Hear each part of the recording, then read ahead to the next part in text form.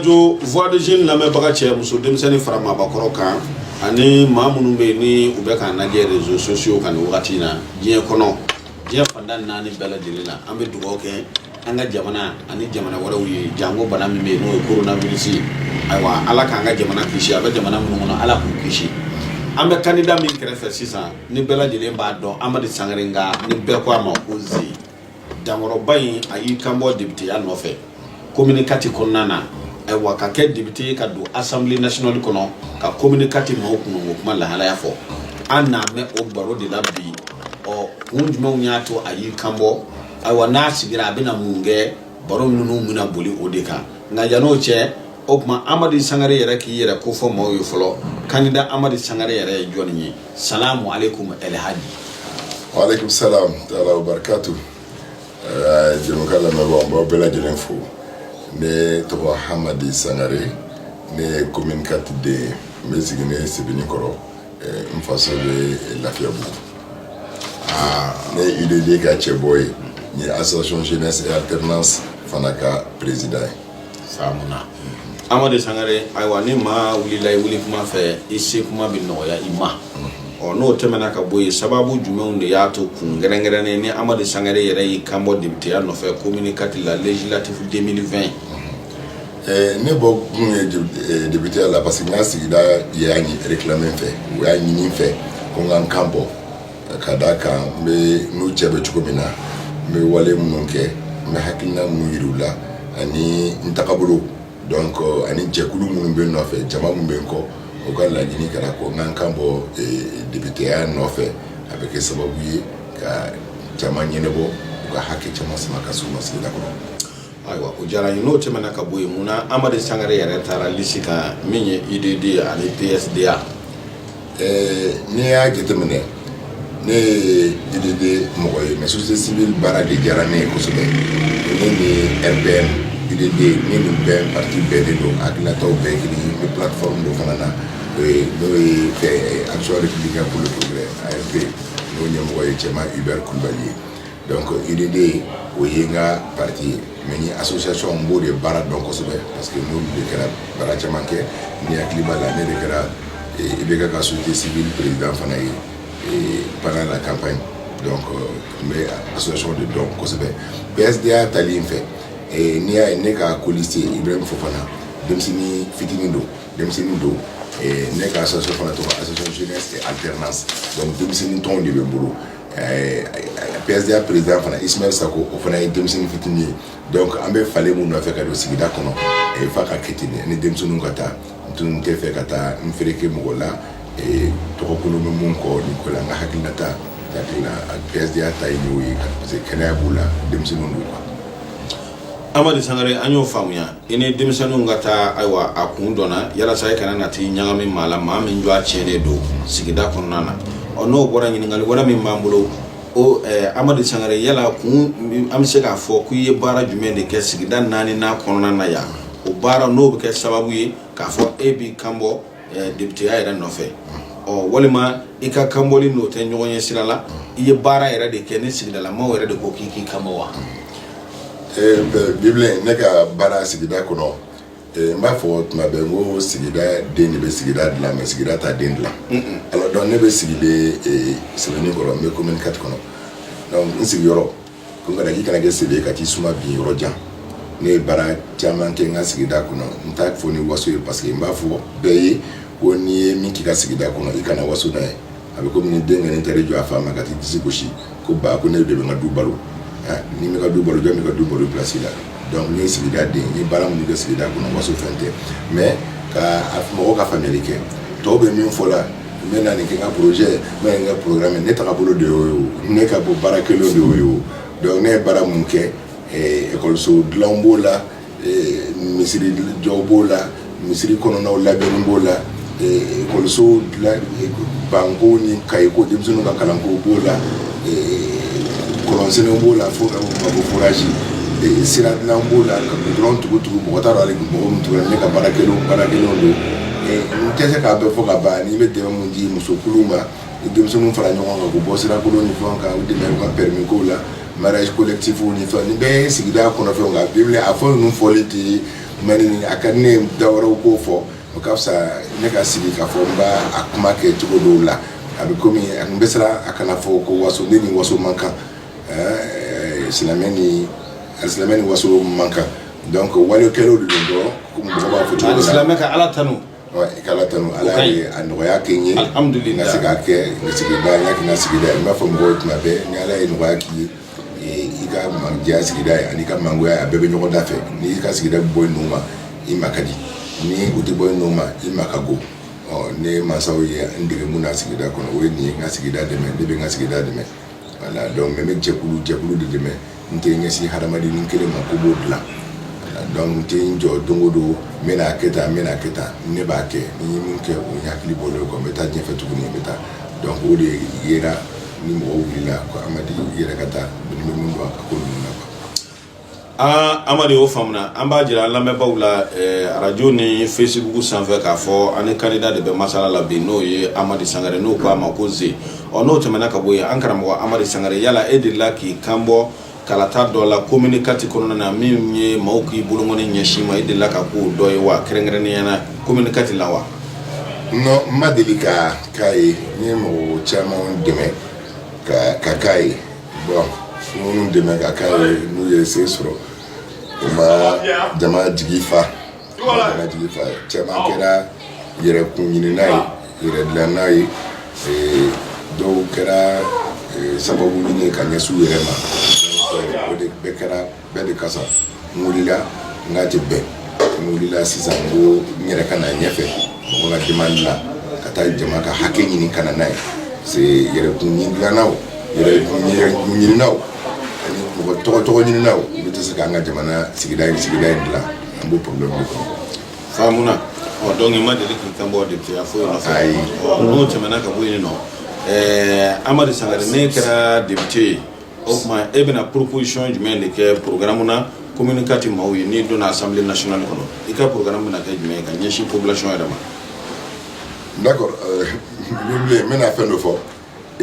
fɛn dɔ bɛ mɔgɔ b'a fɔ filiba b'a kɔnɔna na ne député caman minnu bɛ kalan wasatidenya ɲini na bɛ bi a piège kɔnɔna na ko ne ka programme ye ne ka programme ye programme se ka kɛ député la o ne ka kalan ni ka kodɔn ni ka faamuyali la programme tɛ se ka kɛ député la programme min bɛ se ka kɛ ministre la parce que budget bɛ ministre bolo programme bɛ se ka kɛ directeur la parce que budget bɛ directeur bolo hali e yɛrɛ bɛ bilen wari min b'i kun i bɛ se ka programme k'o kan mais wari min t'i kun i b'o kɛ projet yɛrɛ donc ne b'a hakili la projet ni hakililataw de bɛ se ka kɛ ani souhait o de bɛ se ka kɛ député la quoi donc projet min bɛ ne na projet ni komi n ye caman k'a la n b'a kɛ la ka taa n tagabolo dɔn quoi n b'o de ka taa sigida ka hakɛ ɲini parce que jamana ka nafa a bɛ tila de jamana kɔnɔna ni fɛn cɛ n'i y'a ye o b'a fɔ ko député bɛ ka taa ka sigida la sigida dɔ ka i lawuli k'i kɔrɔtan k'i kɛ ka ɲɛmɔgɔ ye dɔ wɛrɛ tɛ o c'est pour que i ka se k'i hakili to o sigida la jamana découpage yɛrɛ la n'i y'a tigɛ i bɛ yɔrɔ min na i ka se ka hakili to o la donc olu ka haju olu ka problème ye min ye u ka laɲini fɛnw ye min ye degun minnu b'u kan donc e bɛ sigi yɔrɔ la o kumaw bɛ kɛ yɔrɔ minnu na donc ni hɛrɛ mun kan ka na k'a ka dilan jamana kɔnɔ i jija i ka sigida mɔgɔw olu k'o hɛrɛ dɔ sɔrɔ ni degun mun fana bɛ yen i jija i ka fanga yɛrɛ ka bolo kan i k'o degun fana ta ka b'u da la donc laɲini minnu b'i ka sigida kɔnɔ i b'a dɔn o bɛ yen n bɛ ta sisan i n'a fɔ sira dilan ni sira dilan ko ni fɛn ninnu wulila jamana bɛ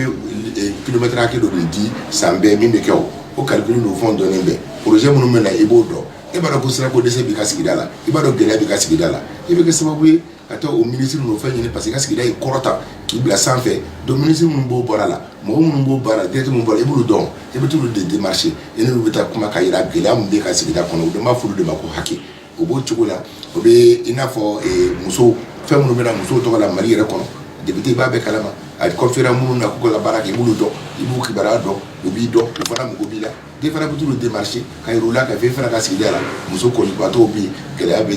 banabaatɔw bɛ yen école ko problème bɛ yen i bɛ t'i jija k'i ka hakɛ ɲini ka na ye mais ni député kɛra sunɔgɔkɛla ye e tɛ taa baarakɛyɔrɔ la e tɛ ko kalama sigida mɔgɔw t'a dɔn k'u ka nin hakɛ bɛ yen a bɛɛ bɛ cɛ ka taa fan wɛrɛ fɛ donc a fɛn min bɛ kɛ jamana ka biɲɛw a tɛ réparti a kan ka réparti cogo min na o kɔrɔ tɛ k'a bɛɛ tɛ kɛ dɛ a baara bɛɛ bɛ kɛ i b'a sɔrɔ fan dɔ mɔgɔ y'a bɛɛ cɛ e ka sigida ma fosi sɔrɔ commune 4 ka problème to yo o do commune 4 fleni ni commune 4 belelo anta ka laje geble feu rouge kelen pe de commune 4 ko nana 8 grands quartiers feu rouge kelen pe avec place kanna a te fa wora chini place kante maire utona ministre utara ali mi premier ministre ure be borala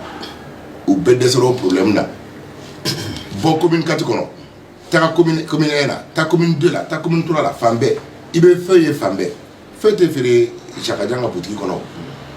jamana de benana gouvernement de benana yo donc nyemo munu kunga kene munu bi miuka sigida tangalila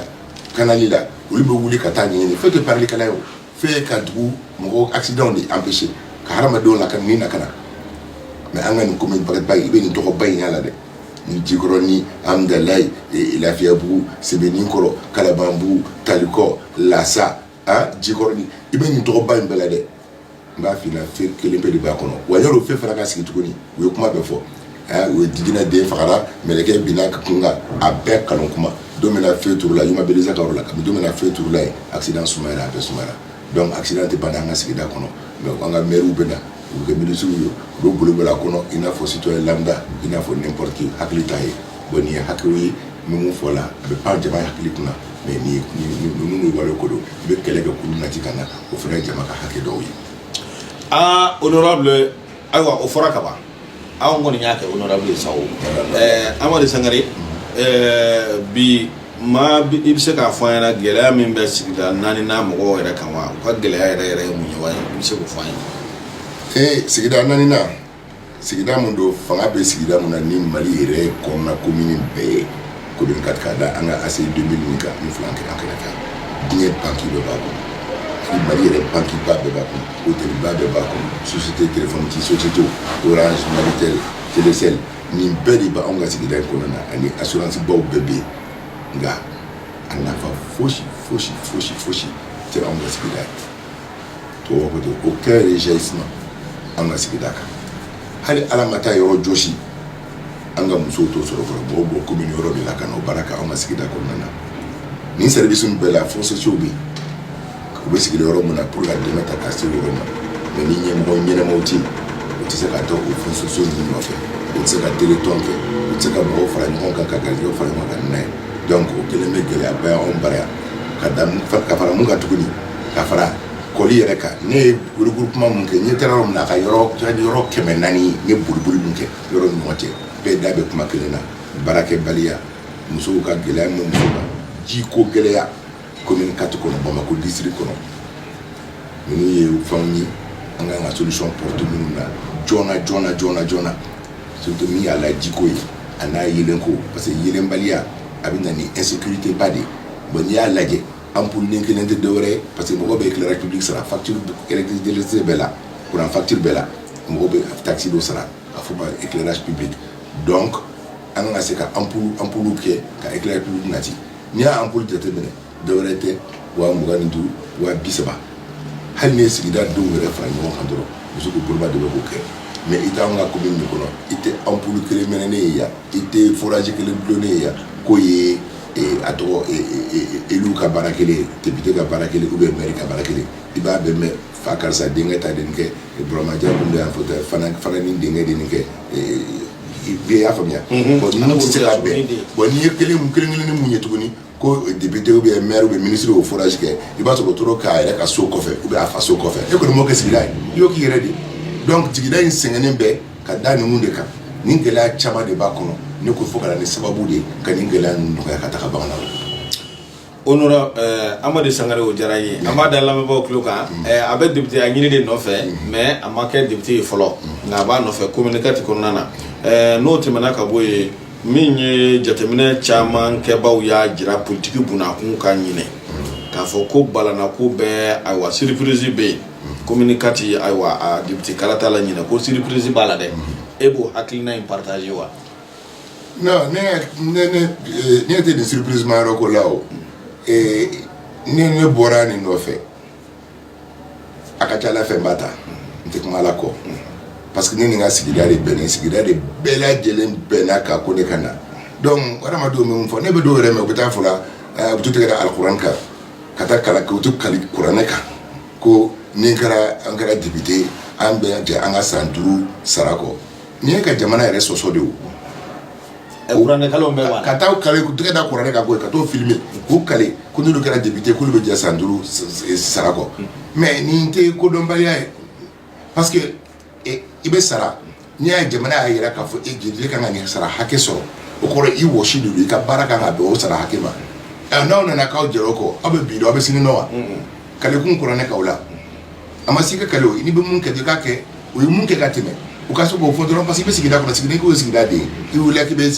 kɛ sigida ka wasaden i ye mun kɛ ka tɛmɛ o bɛ se ka baara k'i place ye o de la pour que kalili ye mun ye ka kɛ maire ye ka kɛ ministre ye ka kɛ nin bɛɛ lajɛlen ka tila ka ne jɔ k'i tɛgɛ da kuranɛ kan ka kɛ kali ko n bɛ taa gata n kun kɛra n'o sera ala kalila i tɛ bafula bɔ dɔrɔn bon nin n'a ɲɔgɔnnaw de don ka taa mɔgɔw ɲɛnamini ka taa kuma fo fɔ mɔgɔ ye ne t'a tɛ ko surprise ko ni fɛn ne hakili la ne a caman ye n dɔgɔw ye ne bɛ sigida ko de la yɛrɛ ɲini peut-être tɛ yɛrɛ ɲini ko ye yɛrɛ fɔ ni waso ni tɔgɔ ɲini ni fɛn ninnu ko tɛ donc sigida bɛɛ lajɛlen bɛ ne ko faamuya o de i b'a mɛn c'est la solution ne bɛ na ni solution de ne tɛ n jɔ mɔgɔ ka problème poser ne bɛ solution de poser fɔlɔ ka tɛmɛ n tagabolo fɛ n tɛ nkalon tigɛ mɔgɔ ye jɛlɛ du futa mɔgɔ ye n bɛ kuma n ka sigida mɔgɔ fɛ u bɛ nɔni franchise de n ka so dayɛlɛlen bɛɛ o tɛ bi ko ye a dayɛlɛlen bɛ to fana ka ti jɔ mɔgɔ ma min kɛra député ye n bɛna so ni dɔ dayɛlɛ pour que mɔgɔw ka na n ka to ka restitution k'olu ma kalon kuma tubabu ka fɔlɔfɔlɔ wale de kulu o y'a sɔrɔ réseaux sociaux ma développé radio ma développé kosɛbɛ donc u ka tubabu ka wasadenw bureau dɔ tun bɛ yen u bɛ to ka ɲɔgɔn sɔrɔ a la ka to ka kuma kɛ mais bi bi in na an bɛ sigi tile min na e bɛ se ka so jumɛn sɔrɔ k'i bɛ t'i sigi o kɔnɔ k'i bɛ taa jamakulu réseau kɔnɔ a fɔ i bɛ taa ka t'i terikɛ fila wele ka taa kɛ taara restitution kɛ o tɛ fosi ye radio libre bɛ yen radio caman de b'an ka sigida kɔnɔ ne hakili la i ka restitution fɔlɔ bɛ kɛ radio ye i b'o radio mɔgɔw de tugu kɔ olu ka yali nɔfɛ i bɛ min fɔ i bɛ wale mun kɛ u k'a fɔ ni fɛn problème bɛ yen i bɛ yɛrɛ minɛ radio la i ka sigida kɔnɔ ka na kuma kɛ u bɛ radio bila ka téléphone dayɛlɛ restitution tɛ tɛmɛ o kan réseaux sociaux bɛ yen Twitter bɛ yen u bɛ ŋana o fɛn bɛɛ kan mais pour ka taa comme taa salle dɔ ta u kalo o kalo mina sigi ka lon dɔw tun b'u sigi yɔrɔ si a tan tɛ yen ka radio ni fɛnw to yen mɔgɔ si tɛ ka temps perdre o la fo kuma dɔw ye ka mɔgɔw tromper. Ayiwa nin faamu na o kuma na ko dɔw bɛ k'u kale kuranɛw bɛɛ lajɛlen la a tɛ ja san 5 nata k'u na jɛn u ka wariw bɛɛ lajɛlen kɔ o kuma na wariw bɛna kɛ cogoya min na sa maa tɛ o si dɔn nka ayiwa nin bɛɛ lajɛlen tɛ a bila a kɔrɔ wa nka Amadu kɔni ye silamɛ n b'o kɔni dɔn a bɛ seli a bɛ sun nka ale ko ale tɛgɛ tɛna da kuranɛ na ni k'i kale bari sabu bɛɛ tɔgɔ b'i kɔ yanni san ka na o y'a sɔrɔ kɔlɔnla ɲininen don Amadu Sangare welekan jumɛn b'i bolo ka ɲɛsin électeurs ma minnu bɛna taa kalata commune 4 na ne tɛ ka welekan dan commune 4 dɔrɔn ma n b'a fɔ maliden bɛɛ lajɛlen wasaden 147 de tatɔ don wasaden ko tɛ tileŋɛ ko ye assemblée nationale tileŋɛ fɛn tɛ pouvoir dɔ de don a pouvoir b'a dan ma fangaba de b'a la fɔ ma ko tɔgɔ b'a fɔ ko pouvoir législatif kilon tɛ dɛ parce que pouvoir ye saba ye président ta bɛ yen député ta bɛ yen tribunal justice mɔgɔw ta bɛ yen donc nin filɛ pouvoir dɔ de tatɔ ye n bɛ welekan mun di maliden bɛɛ lajɛlen a ye bɔ aw ka taa voter mɔgɔ ladiriw ye a ye bɔ a ka taa voter jamana kanu bɛ mɔgɔ minnu na a y'aw kɔlɔsi wasobagantiw la a y'aw kɔlɔsi mɔgɔ faɲɛlenw na mɔgɔ minnu b'u kanto k'olu tɛ kɛ yɛlɛyɛlɛla ye mɔgɔ ka yir'u la ka san sɔrɔ alors que olu bɛ mɔgɔw kɛ yɛlɛyɛlɛla ye mɔgɔ minnu ni vote sera u bɛ kɛrɛn k'u da u hadamaden ɲɔgɔn ka taamaw kɔ golo kan parce que u bɛ laɲini de la n'o laɲini sabatira hali i t'u ye u tɛ sɔrɔ téléphone na u t'i ye ɲɛ la u ka da tugulen bɛɛ u bɛ tila ka mɔgɔw écraser a fɔ o de ma ka jama exploiter alors donc n bɛ aw ka taa voter mɔgɔw ye aw ka sigida la a kɛra mɔgɔ kalannen o a kɛra mɔgɔ kalanbali o a ye taa voter mɔgɔ ladiriw ye sigida kanu bɛ minnu na sigida mɔgɔw jɛlen bɛ mun kan aw kana mɔgɔw pousser u ka taa voter ko karisa ka taa k'o fana ka dɔɔnin sɔrɔ hadamaden nata tɛ fa dɔɔnin ɲini na o bɛ tila dɔɔnin na b'a sɔrɔ san 5 banna san 5 banni bɛ bɛn ni sigida bɛɛ ka perte a bɛ bɛn ni jamana yɛrɛ bɛɛ ka perte ye donc n tɛ kuma communicatif votelikɛlaw dɔrɔn ma n bɛ kuma Mali yɛrɛ seleke bɛɛ la pour que député ɲɛnamaw ka don assemblée kɔnɔna na o de bɛ fanga in taga ka ɲɛ o de bɛ an ka jamana in bɔ surtout difficulté minnu b'an kan bi gɛlɛya minnu b'an kan bi a dagalen bɛ mɔgɔ hakilimaw mɔgɔ kodɔnnaw mɔgɔ ladiriw de ka se ka kɛ ɲɔgɔn sɔrɔ ni assemblée kɔnɔ o kɛ sababu ye ka an ka jamana in kisi ka fɛn hɛrɛ caman sama ka don jamana in kɔnɔ ka dɔnniya caman ɲini ka bɔ an da la a faamuna an bɛ yɛrɛ fo bɛ fo kosɛbɛ bɛ a lamɛnbaga bɛɛ lajɛlen fo. Ayiwa nin tun ye an karamɔgɔ Amadu Sangare an yɛrɛ y'a fɔ ayiwa ko honorable o ye a bɛ député ɲini na nka a ma k'a ye fɔlɔ nka a ka laɲini a ka député ya sɔrɔ communiquer population bɛ se ka lafiya cogoya min na bari sabu a tun bɛ k'a kɛ yanni député ya ka na a dɔnnen don yanni député ya ɲini ka na ɔ n'Ala y'a kɛ bi a y'i kanbɔ o député ya nɔfɛ ayiwa ko o kɔrɔ ye mun ye ko bɛɛ lajɛlen tɔ bɛ nɔgɔya cogoya min na population yɛrɛ bɛ se ka lafiya nka ko a tɛna layidu di dɛ fɛn min ye layidu ye ayiwa a tɛn'o di a ko a tɛn'i bolo fɛnɛ da kuranɛ na ni nin kale ayiwa walima bibulu la yalasa